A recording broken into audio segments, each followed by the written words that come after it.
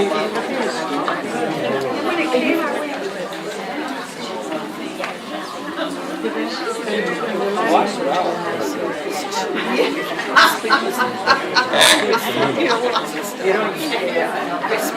afternoon, everyone, and welcome to the 2013 Founders Lecture.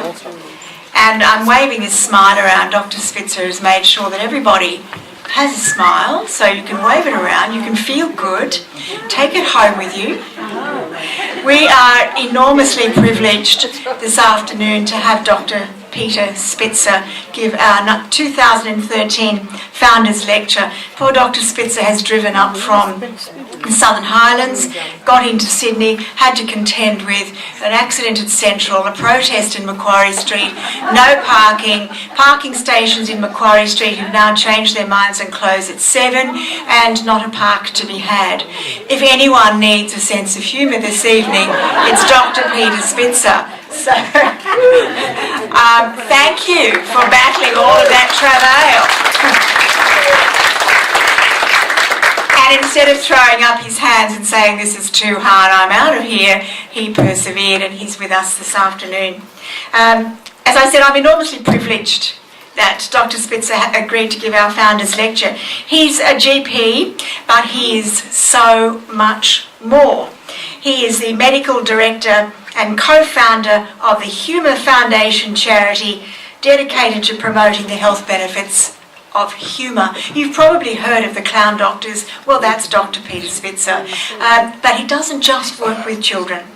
His program has 58 clown doctors visiting 21 hospitals around Australia.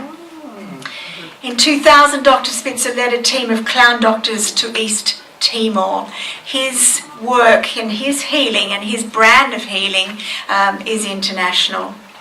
He received a Churchill Fellowship to study overseas-based clown doctor programs and their impact on the healthcare systems. In 2003, he developed and presented the Laughter Boss concept at the first National Conference on Challenging Depression in Aged Care in Sydney. And if any of you have elderly relatives, as I do currently, you'll be more than aware of the terrible problem that is depression in the elderly, and I thank him for his work in that area. Dr. Spitzer was also a chief investigator in the landmark SMILE study to research the impact of humour therapy in dementia care. Dr. Spitzer lectures and presents workshops on humour in practice to healthcare students, professionals across all disciplines, as well as the corporate sector, nationally and internationally. His book, just released, Smiles Are Everywhere, Integrating Clown Play into Healthcare Practice, is co-written by Professor Bernie Warren from Canada. And this extraordinary man who's done such wonderful work has chosen to come and be with us this afternoon. Thank you very much, Dr. Spitzer.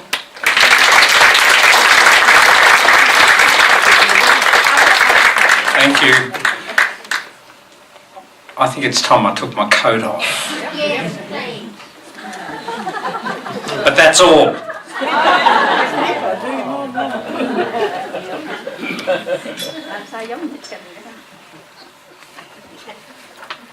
Just about short of breath when I hear all the stuff I do. I do occasionally make appointments with my wife to catch up sometimes. Thank you very much for inviting me down, and it's an honour to be here. Unfortunately, I didn't have enough time to mingle, but I'm around afterwards, so if you want to talk, very happy to do that. And also it's a pleasure to follow Henry Brodati's lecture of last year, and I'll be telling you something about him later that he may not have mentioned last year. First of all, this is a bit like kind of being married. Often you don't hear this often enough, but how special are you as carers? And, the whole process of caring, and I have a little glimpse, I've had a glimpse with parents, but also had a glimpse in my clinical practice, which is so different and so in a sense minuscule compared to the kind of activity and work that you actually do on a very difficult journey. And I think it's an honour for me to stand in front of you, you people who do that. So, why don't we just make a start and see where we go to? How long do I have? Till 7, okay. How long do I have? Reminds me of the time I was in New York City, and they have these sellers by the side of the road, and you know they have these watches for $1.99. But the watch that broke down and I threw away was actually, what it did is you punched in a certain number of parameters and it told you on average how much time you had left. New York. Can you hear me when I talk like this? Yeah. Okay, let's go. First of all, I'd like to just give a couple of quotes that kind of orient us. Who said that? Aristotle. We're going back a long way now. Laughter is bodily exercise precious to health. Victor Bourget, laughter is the shortest distance between two people, is his quote. What about Groucho Marx? A clown is like an aspirin, only he works twice as fast. And for the philosophers amongst us, laughter is the most inexpensive and the most effective wonder drug. It's a universal medicine. And I think the thing that I'm wanting to look at here is, what's the place of humour and laughter in such a difficult situation that you're in? Is there a place for it? And that was part of the initial quote. And if you do use it, what do you get out of it? Is it worthwhile having that or incorporating that or being mindful of that on the journey? But, you know, talking about journey, and I'm still in medical mode here, so I'll try and get off that fairly quickly. But this is a really interesting quote from Hippocrates. Now, again, we're going back a ways here. He said that physicians, so these are people, we're looking after people here, physicians should cultivate a serious and respectable image. Is that a bit like, well, I'm a carer, therefore I have to be serious? But at the same time, he advised them to use wit in interacting with their patients because dourness is repulsive both to the healthy and the sick. Really interesting quote. But let's now move forward, because the thing about some of this business around the humour laughter area is that it's not only what are you feeling, but also, unfortunately, or fortunately, depending on what side of the fence you're on, from a medical point of view, we want evidence. We want data.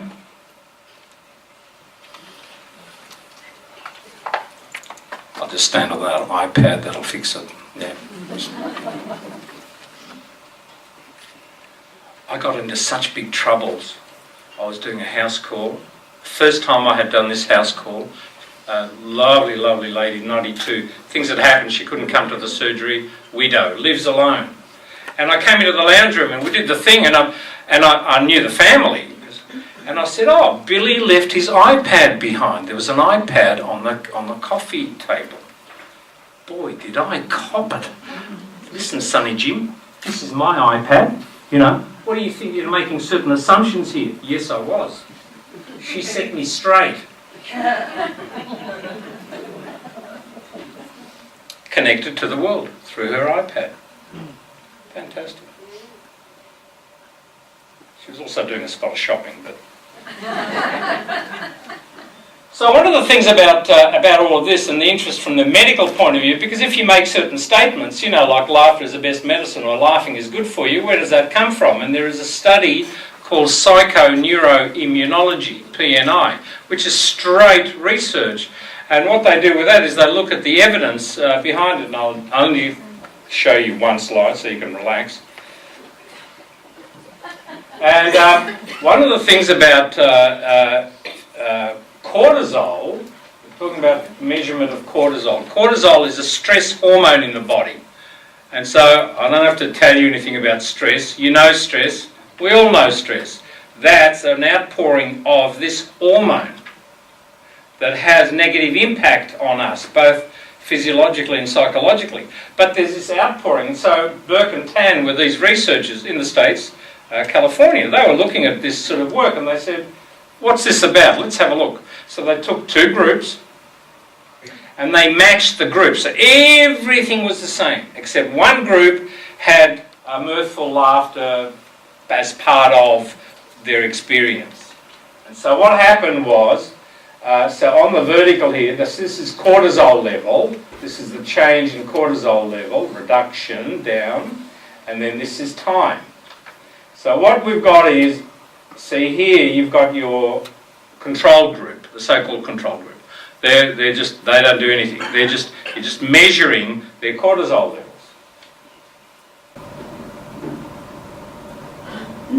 So I think, see what happens is that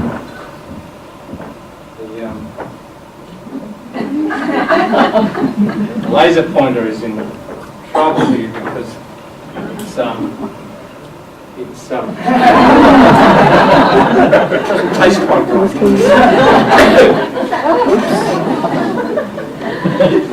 Anyway, that's all we got. I'm sorry. These are control group. The active group, there's a dramatic drop in stress hormones. It's a driver of so many things. Not only during the time that you've got the laughter intervention going, but also following it. So there's some powerful research that says, as if we need it really, but we do, and some of us need it anyway, the funding, I don't know what, but it's a bit like, the frog. Trying to work out how does a frog work? Well, you dissect and you cut it up and you look under the microscope and you add bits and pieces. Finally, you work out how the frog works. Unfortunately, the frog is dead. So we need to be mindful of other things aside from just the minutiae. At the same time, it's interesting to have a look and see what that's about, because that does inform us. So, yeah, I mean, look at your situation from a caring point of view and have a look at, the therapeutic effects of laughter are both physiological in the body and also psychological. And there's just some of them because I ran out of room. But reduced stress hormone, which we talked about, enhanced relaxation response. There's pain reduction, and often we're dealing with a painful situation. And chronic pain can be a strong input into behaviours, and sometimes missed, and sometimes not necessarily optimally treated. And it's a problem. Increased blood oxygenation, improved immunity. And I won't go into the details of the immunity, but the immune system is certainly positively stimulated. But this is an interesting guy. This guy, Dr. Miller, is a research cardiologist in Maryland's university. And he and his team were looking at the effects of laughter on the cardiovascular system. And what they found was that the inflammation that triggers deposition in the lining of the coronary blood vessels that increase the risk of a heart attack, do you follow that? Yeah. Is in fact reduced with laughter. So he's saying, well, okay, yeah, fine, you've got our diet, yeah, the smoking thing, the alcohol, the exercise, yeah, okay. Plus, we should laugh 15 minutes a day. Now, depending on the study you read, adults will laugh 6 to 15 times a day. Children will laugh up to 300 times a day. We have stopped laughing. Now, some people say, I don't care about reducing my risk. I'm not that interested in the length of time. I'm interested in the quality of the time. That's what I hear anyway. So, interesting comments. And from a psychological point of view, and again, have a look at the aspects of the difficult journey of caring. From a psychological point of view, reduced anxiety, that's good. Moderates stress, that's good. Improves mood and coping with sadness and loss. And often, that's something that does happen so much, isn't it? There is loss. You can't deny that. You can't not meet the sadness. You can't not meet the loss. But if you get stuck in it, that's not a good place to be. I think this needs to be up the top. Enhanced communication and education, especially the communication bit. You know, shortest distance between two people is, you know, the smile. And the enhanced communication is always good, and even better on a difficult journey. If you don't have it, it's negatively associated with distress and depression.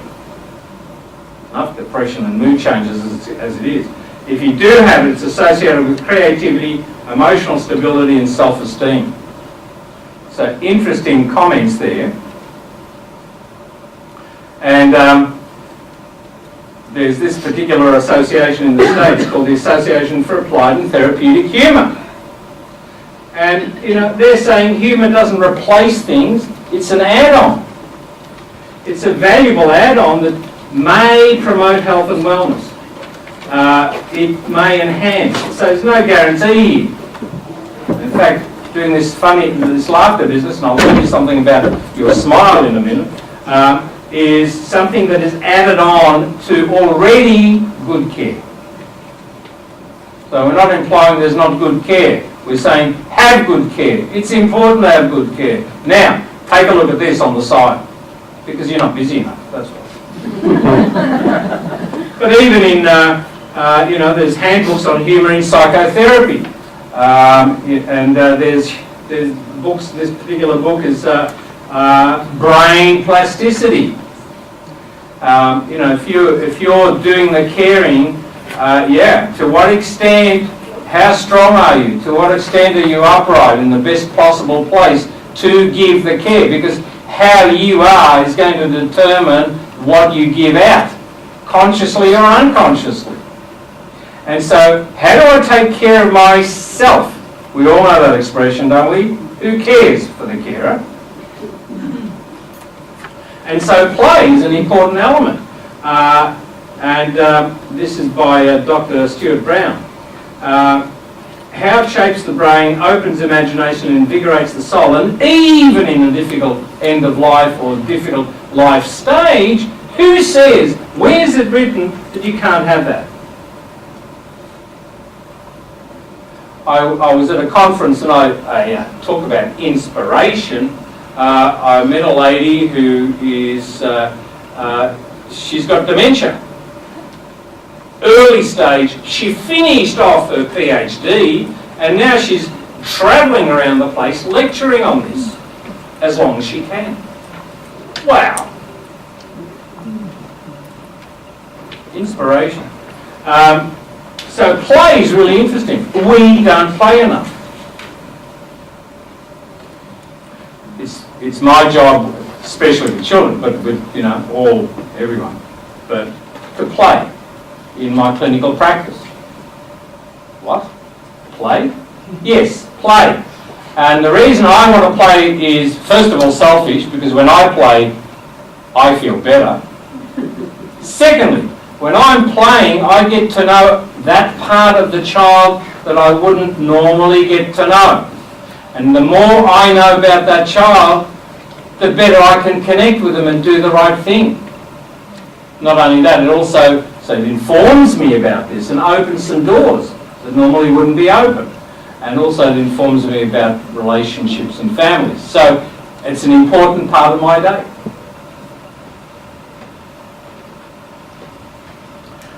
Even this one with, he's doing some workshops and lectures actually. Wonderful writer and poet from the UK, John Kelly, playfulness and dementia. And so if you're in that area, if you're wanting to think about this and be stimulated by it and be invigorated with and get some ideas, have a look and see what he's saying. But even in dementia care, we're still in dementia care, but there are elements that are similar, whether it's dementia care or other chronic condition state, because there's similarities that run through all of those things. But even with that, there's books on creative approaches by different elements, and so the artistry is at work here at the interface, which is great. That's the book you heard about, Smiles Are Everywhere. We're trying to educate the healthcare professionals into lightening up a little bit. But even the Lancet, top shelf journal around the world, devoted an entire edition to medicine and creativity. Why would they want to do that? It's not just to pass the time of day. Someone is assessing that and saying, this is of relevance in caregiving. So now we're going to address that. And this was about clown doctors in hospital. Then there was another article in the Lancet, Laughing to Longevity, the work of elder clowns. And again, that was in the Lancet, informing that whole community there's something going on.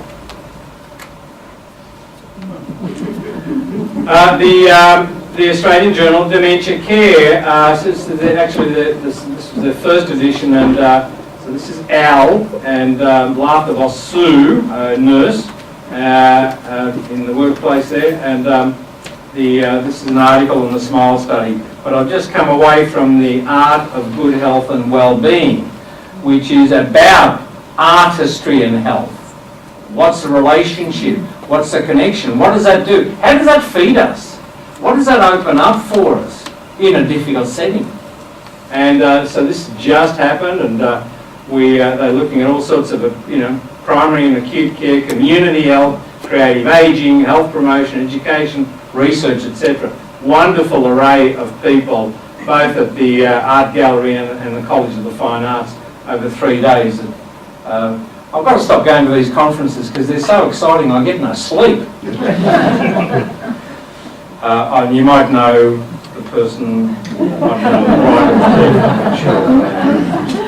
but we even bought smiles to Government House. Okay, so you got a smile. All right, there you go. Now I've fulfilled my guarantee that everyone was going to walk out of here with a smile.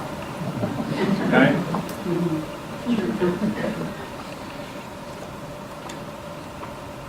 I talked about mischief. And the thing about the smile is that, this sort of work that we're thinking about, it's not about funny, throwaway one-liners. That's not what it's about. So you're wanting to make a connection. This isn't about entertainment. This is about engagement. How do you do it? What are the ways of doing that? And in fact, the smile on the stick comes out of a theory called facial feedback theory. Look it up. Actually, the person putting on a smile begins to undergo some internal process change. And the person looking at it also there's a reaction. Now, the problem is, there's only one problem. You don't know what that reaction's going to be. So this is risky business. You step into an area and you take your position. So I have these everywhere. I have these in the car. I have these, in my doctor's bag. Part of my medicine that I sometimes deliver, yeah? But it's very interesting walking up and down the supermarket aisle, just putting this on, with a person you're doing the caregiving with, and watch and see what happens. I mean, you might be pushed to the front row of the front line, of the front of the line. You might be having interesting conversations with a mental health team. I don't know. But I do also have one of these in the car. They're good for road rage. Now, we're all logical, sensible people. If you're going to put this in your car and you're going to use this for road rage, lock the doors first.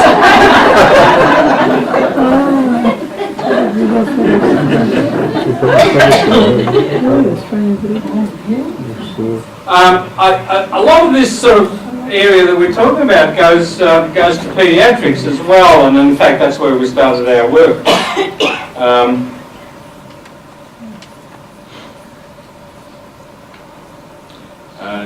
I met John Paul Bell as a wonderful Australian mime.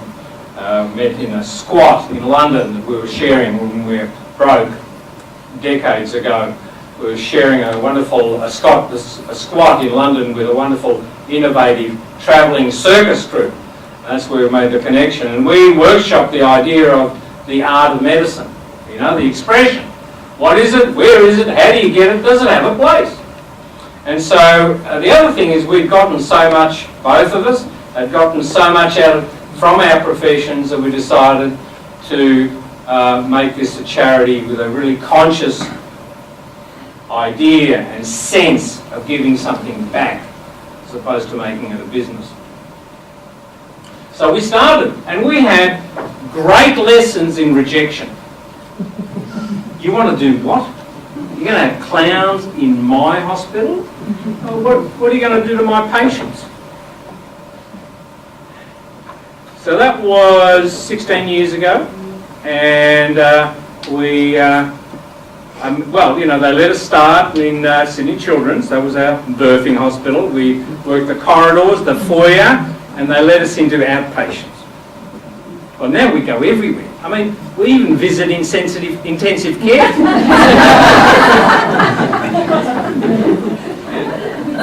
Depending on the funding, because we get no funding from the hospital or government.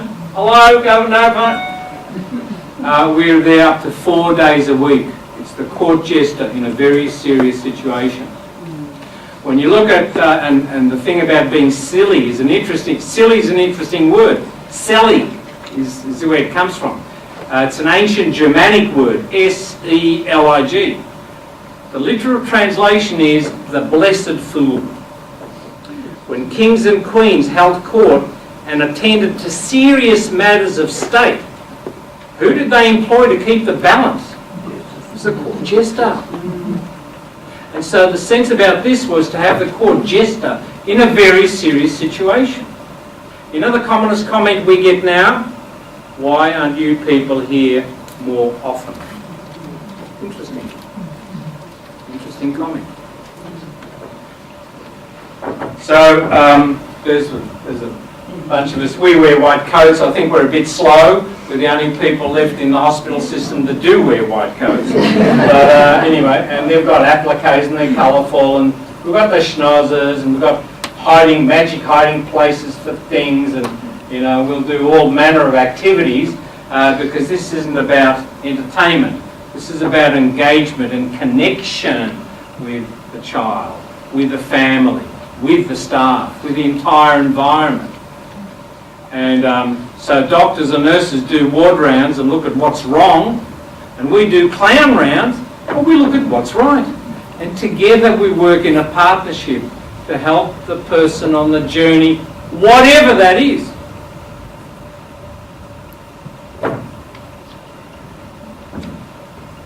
Okay, so we turn the corner, Sydney Children's Hospital, we turn the corner, there's a boy. Now, it's a boy, okay, and it's not quite your situation, but the sense about a bit of mischief and looking at a situation a bit differently and changing the sense of what is I think, is really powerful.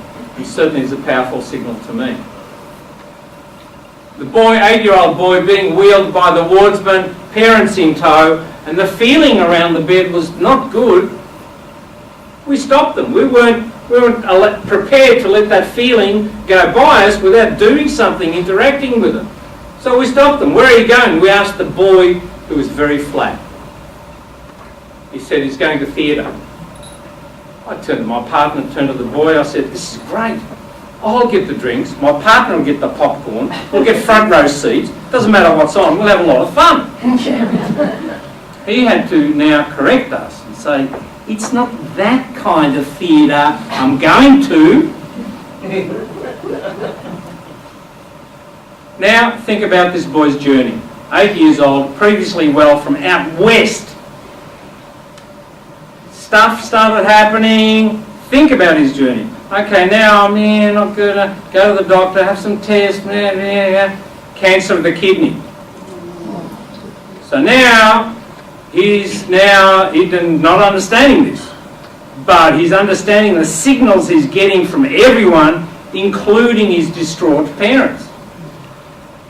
Now they're in Sydney. Now he's away from home, from his mates, from his friends, from his toys, from his favourite corner in the room, and all these people are coming up and doing stuff to him. And now he's going to have this surgery. We left him with 3 things.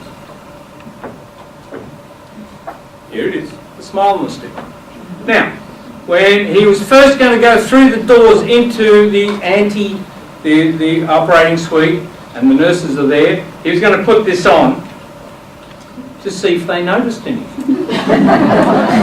Now we knew that something was going to happen, but we didn't know what. No guarantees. This is risky business. It's coming from a good place. To see if they noticed anything and what they were going to do, and they were going to interact with him. The next thing we gave him was a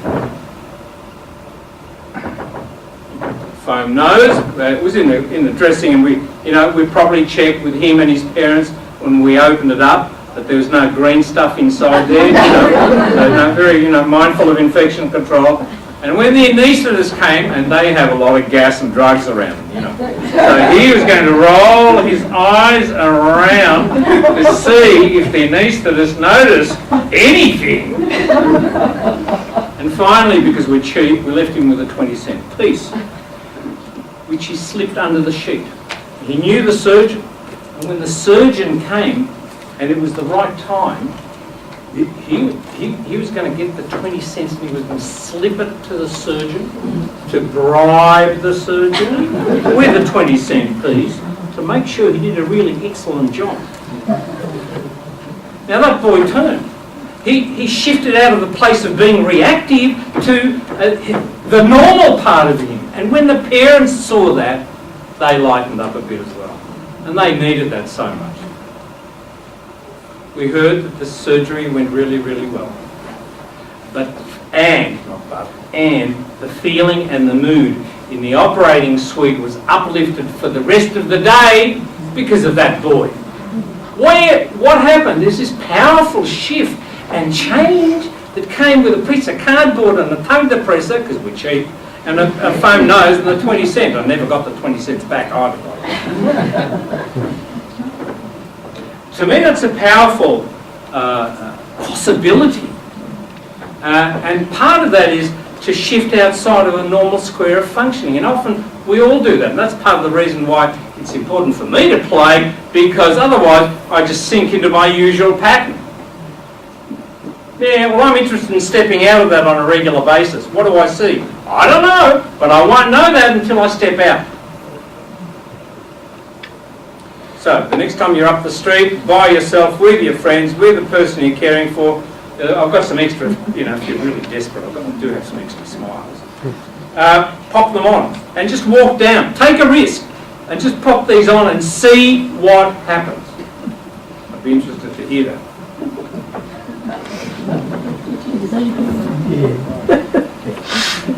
So, out of an idea, 16 years ago, we now have our clan doctor.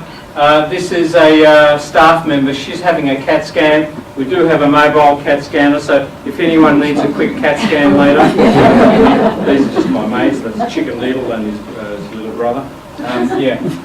Elder Clowns is the program.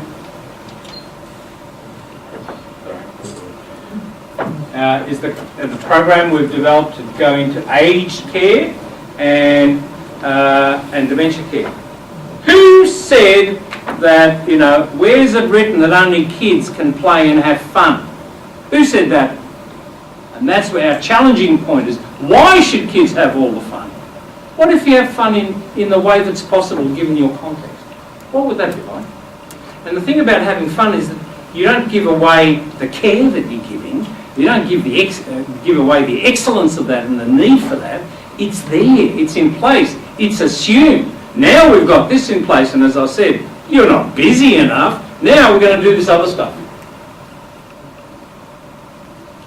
And it's important. It's important. And it doesn't take long.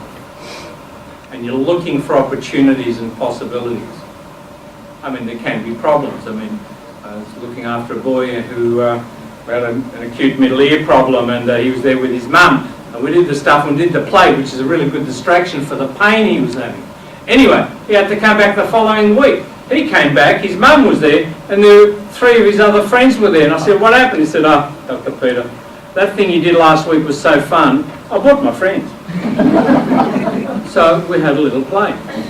Doesn't take long. What needed to be delivered was delivered, but it was delivered in a better kind of way. Because one of the things is if you've got humour and communication, then compliance is improved. And we went through the raft of things that improve when you've got that element present in the interaction.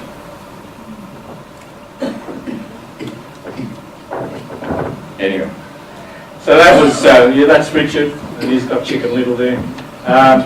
Professor Richard Fleming, he's also on the study with Henry Bradati and the others. This is back in 04, but in 03 we came up with looking at some of the issues in a difficult situation, end of life, communication, spirituality, intimacy. Is there a place for humour and laughter? Oh yeah.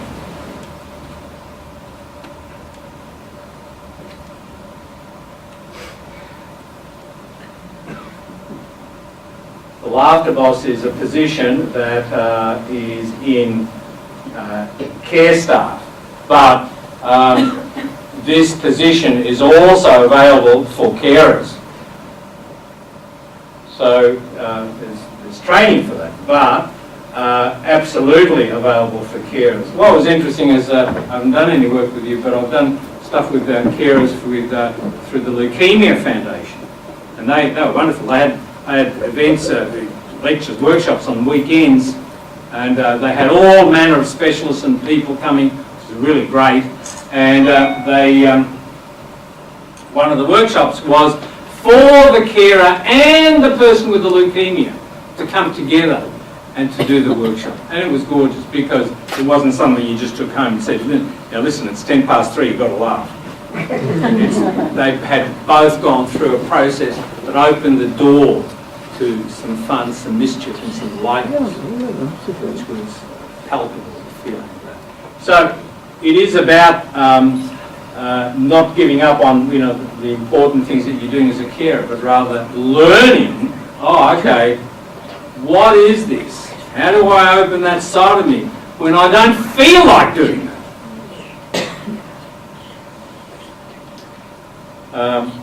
But as the laughter boss, and you can become the carer laughter boss, you're bringing humour, laughter, you're affecting everyone, you're looking at themes, special days, you're helping to reduce stress, increase morale, communication, it's person-centred, and you've got creativity happening. So, I think she did a backing. And at the end there is very colourful, isn't it?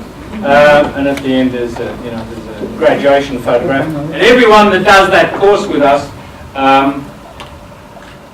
gets a certificate, which actually needs to go up in a very prominent place. And it says that you've attended, or rather survived, a Laughter Boss training course, and you're now certifiable. But, I mean, just one example in chronic conditions in Australia, and Henry talked to this last year, is the issues with dementia. Here's your graph.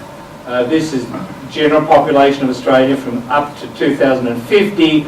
This is 65 plus, and there's a tsunami of dementia coming, and I'm not sure that we're ready for it. And although this does apply to, this goes to dementia, it applies everywhere. What Kitwood is a professor of social work in the UK, came up with a model, that's his model, being attached, having comfort, having identity, having occupation, being included, and in the centre of it all, you're pretty in love. And one of the things is looking at these two characters addressing youth and old age. It's interesting, the similarity. Diaper, drool, short, wrinkles, gas, burps, soft food, babbling, naps, ball, guns. See that here? Look at that. But where's the sense of humour?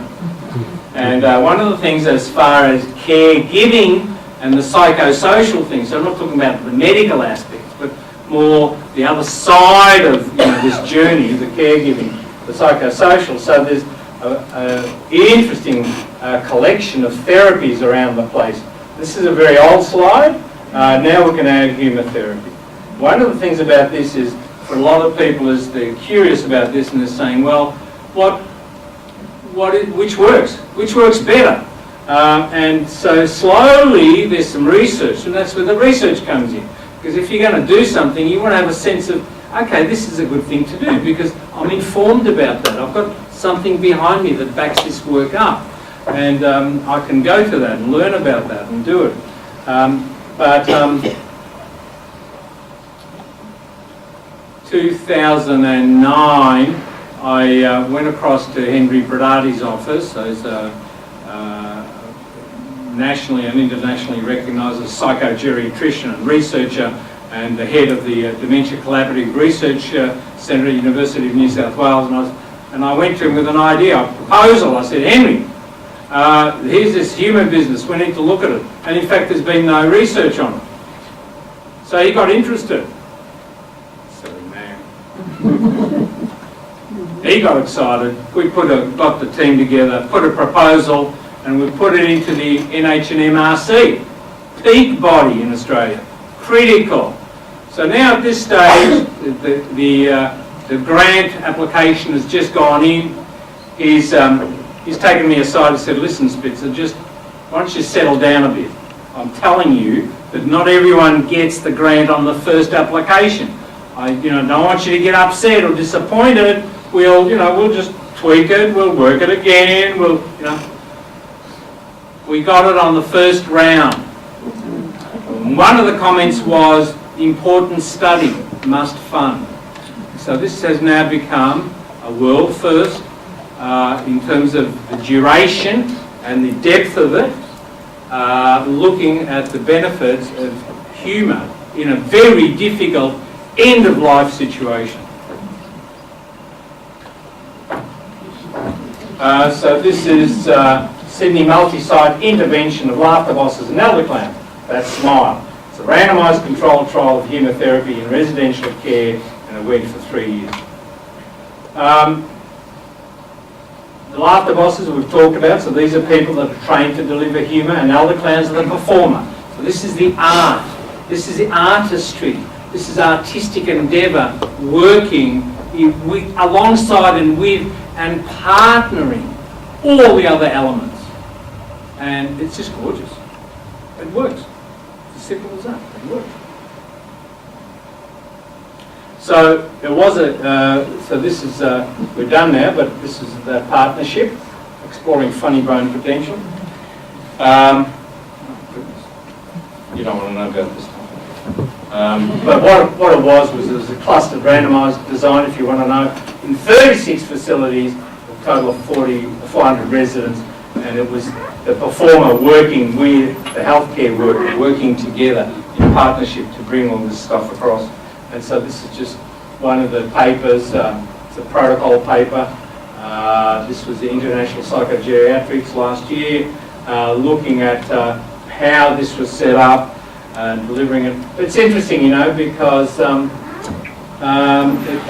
comments are interesting. Increasing demand and costs are forcing policymakers and service providers to look for research guidance regarding the best types of dementia care that are cost-effective, sustainable, and promote optimal quality of life. Because the aged care sector is struggling. And this goes across, this is not confined to aged care. It goes across all the fields. And it's just not good enough. Did I sound a bit political there?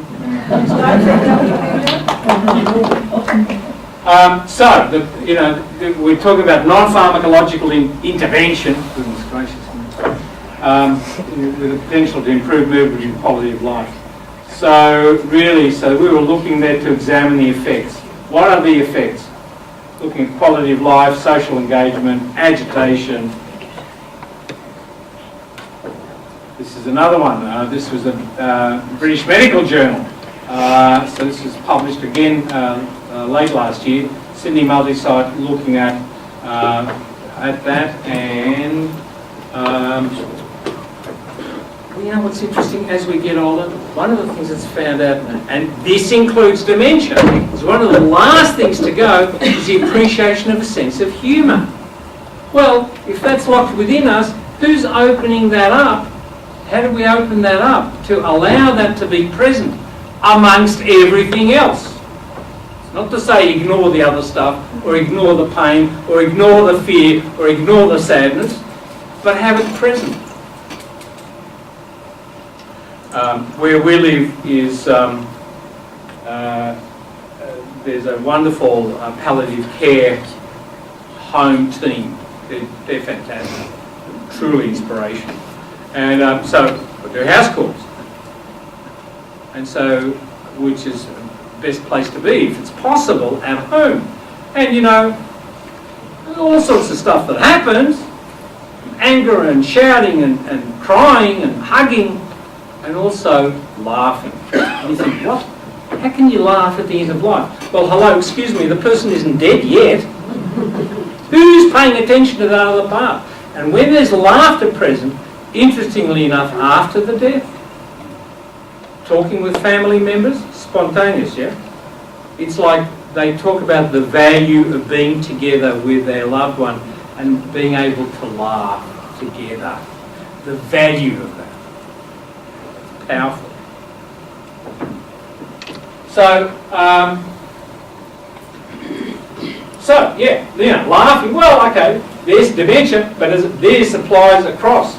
That's what I opened the research. Activity, communication, pleasure, social engagement.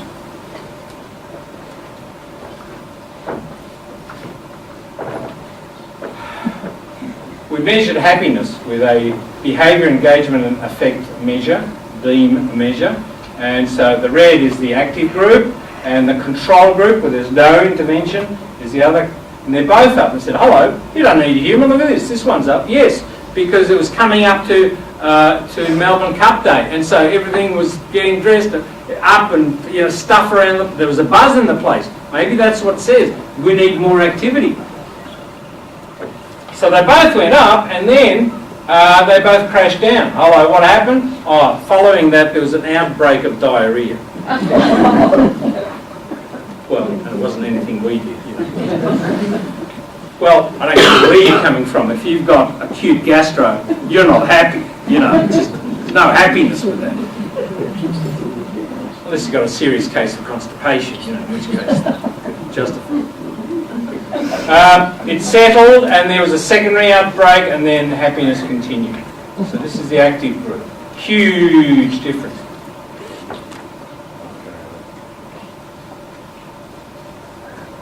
So one of the unexpected findings with this is reduced agitation, and which was an unexpected finding. And the agitation reduction was the same size effect as achieved by antipsychotic medication. Powerful drugs. Yeah, you think about it. Here's a person at the end of their life, multiple, at least certainly multiple physical problems, organic problems, and on top of that layered some psychological issues. Then they're on multiple medications, and they're at risk of falls. Now they're getting agitated. You've been with anyone who's agitated? Not good. It's not good for the person who's agitated. It's not good for people around them. Nursing staff or carers, you can't use logic. It doesn't work. And so now you go for the pill. Now suddenly you've just immediately escalated the risk of a fall, and there's your fractured femur. Great way to finish. So now, we now know that that has the same effect. So you can either go for the drugs, or, you know, you can go for the happy pills. Oh, there we are. So there's Henry there. Yeah, the others. Yep. And we all... But, you know, the thing about this is some people say, yeah, you're playing, you're doing this and that, and they call it the way you infantilise it. You know, you're putting the person down. So you're taking a particular attitude. And this is interesting, this is from our brothers and sisters across the ocean in Canada. They were looking at this question as well. When our performers visit, so it's anyone doing this, it's profoundly respectful. And it's empowering. You know, they play tricks on us now, and they'll give their opinion, you know, and when they say no, it's got to be respected. That's not infantilising. That's called person-centred care. But even, and this is by Professor of Nursing, Ruth Dean, functions of humour in palliative care. Very difficult stage. Well, you know, you've got all the medical stuff happening. Fine, is that it? No, it's not. And so she looked at this and she said, more than trivial. Strategies for using humour in palliative care. There was a place for it. She talked about it in terms of building relationships, contending with circumstances, and expressing sensibility. What else can we bring on this difficult journey? You know, do we get blinkered with this journey, or are we, you know, fully present and sensitive to this, but also have some space available for humour to make connections, to be attractive, to listen for hidden messages, to be energising, nurturing, respite, survival, avoidance, tension relief, lightening the heaviness, and maintaining perspective. Because one of the things about laughing is it gets you to, it kind of resets your point of view.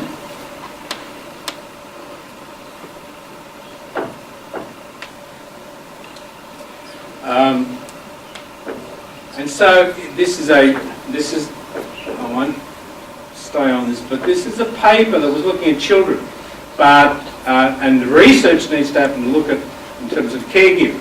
The joyful and serious intentions in the work of clowns, okay, but it's a meta-analysis. This is coming out of Sweden. And so what she was looking at, she actually broke this down to 3 areas, which is interesting in terms of caregiving. 1, a quality of care that transcends boundaries. That's a magical and safe area where demands are temporarily set aside. It's a non-demanding quality of care. It's where joy can be experienced without requiring something in return. And it's a diffusing quality of care, so that it's not that powerful, structured, hard-edged medical model that's being applied. So it's a transitional area. It's an area of connection and communication. It's gorgeous. So one of the things that you know, all of us do from time to time, and you may have a desk like this waiting for you when you get home tonight. Maybe. Let me tell you about Churchill Trust. The Churchill Memorial Trust gives away $2 million to Australians every year to get them out of Australia. They're trying to get rid of us. They've got $50 million in the bank and they've got a gorgeous place in Canberra. I said, who's your accountant? What an organisation. They're giving money away. It's fantastic. If you're interested, go look up Churchill. It's Winston Churchill. It's churchilltrust.com.au. And if you want to be inspired, go and have a look at what people and where they've come from and who's got them. Get some inspiration out of that. And this is the one I did, which was to study, you know, the relevance of this. Okay, and that's just one of them. But if you go to fellowships.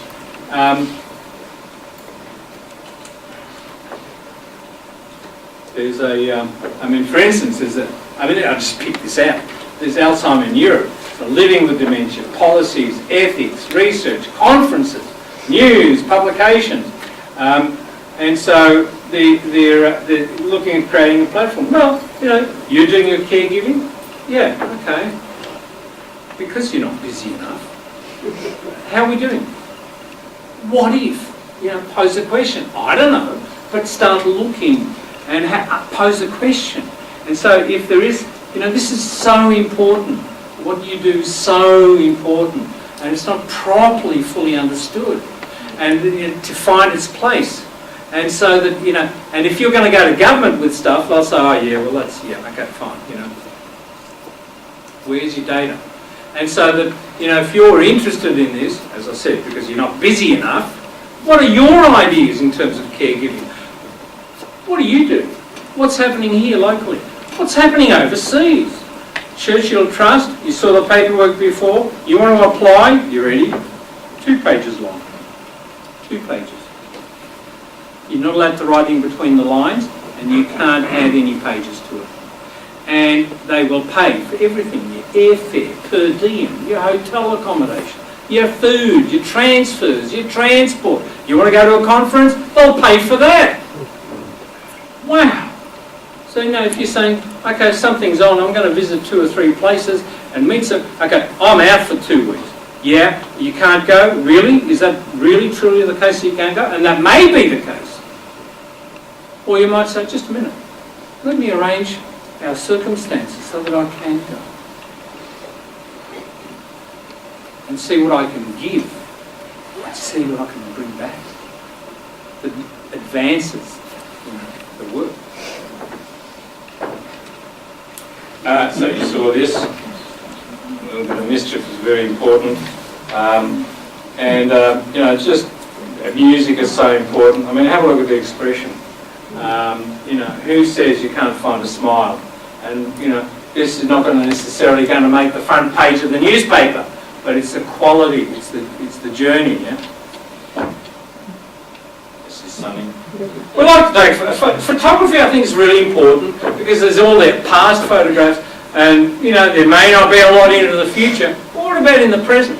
And so we thought, we'll set up like studio shots. In the old days, he says, the studio shots were really like very with a hat and a bow tie and like serious. So trying to set up some serious shots, and as an example of now, and she's serious, he's serious, and Doris lost it.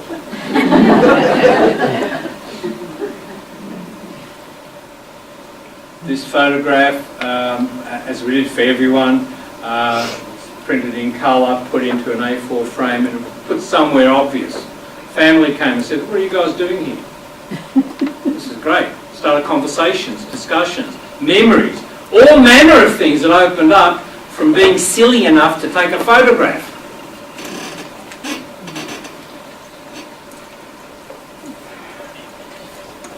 One of the things that I want to finish up with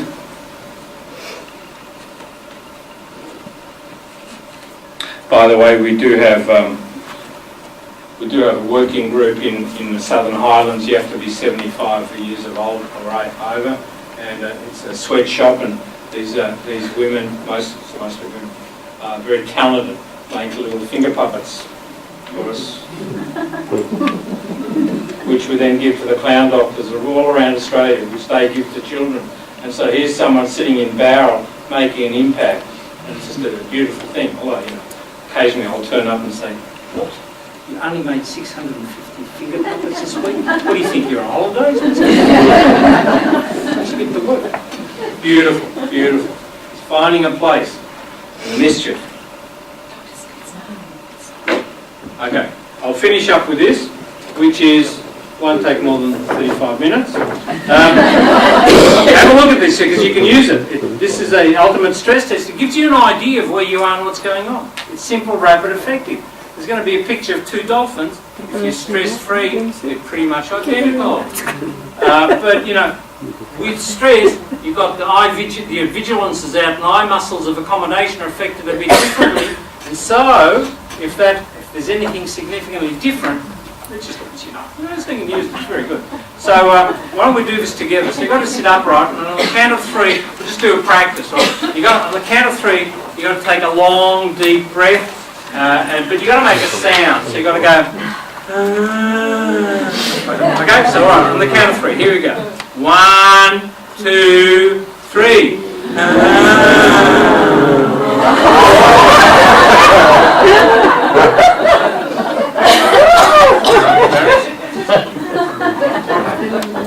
Okay.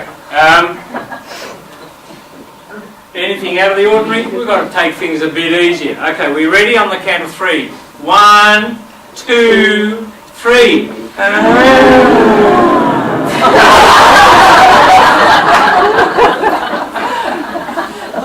Well, under extreme pressure from who, do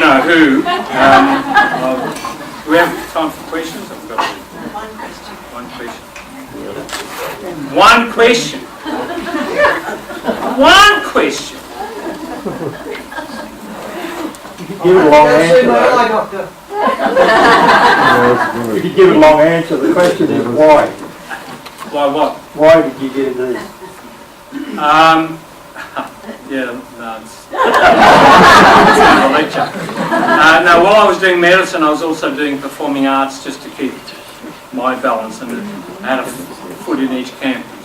Just blessed that happened. Allowed that to. But the thing about this is it's not like, oh, it's 3 o'clock now, we're going to have fun. It's more, where's a possibility? Supermarkets are great places with your smiles on still.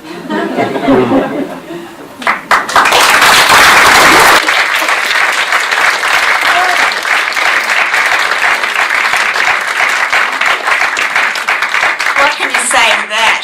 Beautiful. That was absolutely wonderful. Thank you very much, Dr. Spitzer. Thank you very much. That's a little gift from us, just to say how much we enjoyed it, how much you've inspired us, and how much we're going to take away from this, because as carers sometimes we forget to smile. I'm going to carry my smile stick with me. I'll certainly take it in my car. I'm certainly going to take it to the aged care facilities where I seem to spend more than half my life. And who knows what will happen. I'm prepared to take the risk. Are you? Thank you.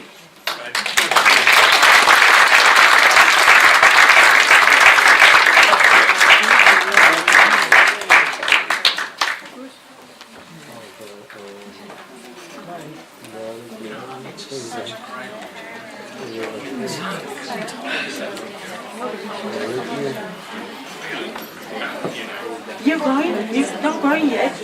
I need you. I could talk to Dr. Spitzer all day, but I am officially closing the session this afternoon.